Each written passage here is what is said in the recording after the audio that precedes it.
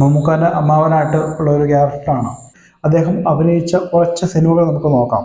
അന്നേരം നമുക്ക് മറക്കാൻ പറ്റാത്ത ഒരുപാട് സിനിമകൾ ഇതിനകത്തുണ്ട്. നമസ്കാരം പ്രിയപ്പെട്ടവരെ. സിനിമാ മേഖലയ്ക്ക് പകരം വയ്ക്കാനില്ലാത്ത ഒരു കലാകാരനെ കൂടി നഷ്ടമായിരിക്കുകയാണ്. കലാഭവൻ നവാസിക്ക. മിമിക്രി ലോകത്തിലൂടെ വന്ന സിനിമയിലെത്തിയ ഒരു മനുഷ്യനാണ് അദ്ദേഹം. നല്ല ഗായകനും കൂടിയാണ്.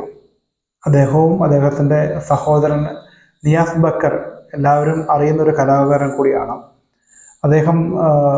നമ്മുടെ മറിമായം സീരിയലിലൊക്കെ ഉള്ള വ്യക്തി. അദ്ദേഹത്തിൻ്റെ സഹോദരൻ കൂടിയാണ് കലാഭവൻ നവാസിക്ക. രഹനത്ത ആണ് അദ്ദേഹത്തിൻ്റെ, രഹന ഫാത്തിമ. അദ്ദേഹം പഴയ കാലത്ത് ഒരു നടി തന്നെയാണ്.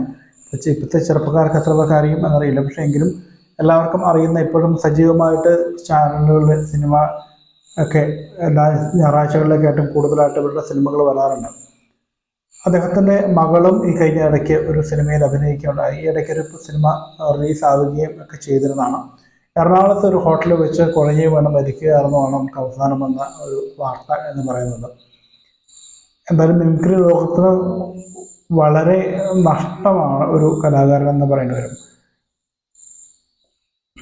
കാരണം ഒരുപാട് വെറൈറ്റി ആയിട്ട് ഉള്ള, അല്ലെങ്കിൽ അധികം ആരും മിമിക്രി അനുകരിക്കാത്ത ആൾക്കാരെ എടുത്ത് അനുകരിക്കുന്ന ഒരു വ്യക്തി തന്നെയായിരുന്നു നവാസിക്ക. അസാധ്യമായിട്ട് നല്ലൊരു പാട്ട് പാടുന്ന ഒരു വ്യക്തി കൂടിയാണ്. അപ്പോൾ അദ്ദേഹം 1995 സിനിമയിലെത്തുന്നത്. വടക്കാഞ്ചേരിയാണ് അദ്ദേഹത്തിൻ്റെ സ്വദേശം എന്ന് പറയുന്നത്. അദ്ദേഹത്തിൻ്റെ ഫാദറിനെ എല്ലാവരും അറിയും, അദ്ദേഹത്തിൻ്റെ ഉപ്പാനെ എല്ലാവരും അറിയുന്നതാണ്. കാരണം വെച്ച് കഴിഞ്ഞാൽ നമുക്കൊരിക്കലും മറക്കാൻ പറ്റാത്ത അതുല്യ ഒരു പ്രതിഭ സംവിധാനം ചെയ്ത വാത്സല്യം, കൊച്ചി ഹനീഫൊക്ക സംവിധാനം ചെയ്ത ആ ഒരു സിനിമയിൽ നമുക്കറിയാം, അമ്മാവൻ ആയിട്ട് ഒരു ക്യാരക്ടറായിട്ട് ഇപ്പോഴും ചുമച്ചുകൊണ്ടിരിക്കുന്ന ഒരു ക്യാരക്ടറുണ്ട് ആ ഒരു സിനിമയിൽ. വാത്സല്യത്തിലും ഒരുപാട് നമ്മുടെ മനസ്സിനെ വേദനിപ്പിക്കുന്ന, അല്ലെങ്കിൽ ഒരുപാട് നമ്മളെ ചിന്തിപ്പിക്കുന്ന ഒരു കഥാപാത്രം കൂടിയാണ് ആ ഒരു കഥാപാത്രം. മമ്മൂക്കാൻ്റെ അമ്മാവനായിട്ട് ഉള്ള ഒരു ക്യാരക്ടറാണ്. അദ്ദേഹത്തിൻ്റെ മകനാണ് നവാസ് കലാഭവൻ. അദ്ദേഹം നമ്മളെ വിട്ടുപിരിഞ്ഞിരിക്കുകയാണ്. പക്ഷെ നമുക്ക് ഒട്ടേറെ നമുക്ക് ചിരിക്കാൻ വേണ്ടിയിട്ട് ഒരുപാട് വേദികളും ഒരുപാട് സിനിമകളും തന്നിട്ടാണ് അദ്ദേഹം പോയിരിക്കുന്നത്. അപ്പം കുറച്ച് സിനിമകൾ നമുക്ക് നവാസിക്ക അഭിനയിച്ച സിനിമകളുടെ പേര് നോക്കാം. അന്നേരം നമുക്ക് മറക്കാൻ പറ്റാത്ത ഒരുപാട് സിനിമകൾ ഇതിനകത്തുണ്ട്. അപ്പം അതാണ് ഞാൻ പറയുന്നത്. മിസ്റ്റർ ആൻഡ് മിസ്സിസ്,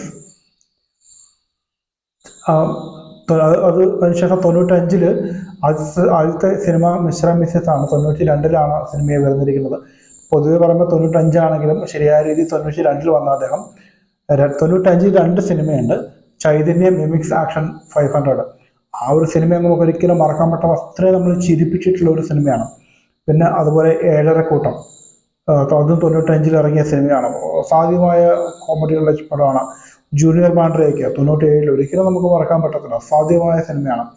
അതുപോലെ 97 ഹിറ്റ്ലർ ബ്രദേഴ്സ്, ബസ് കണ്ടക്ടർ.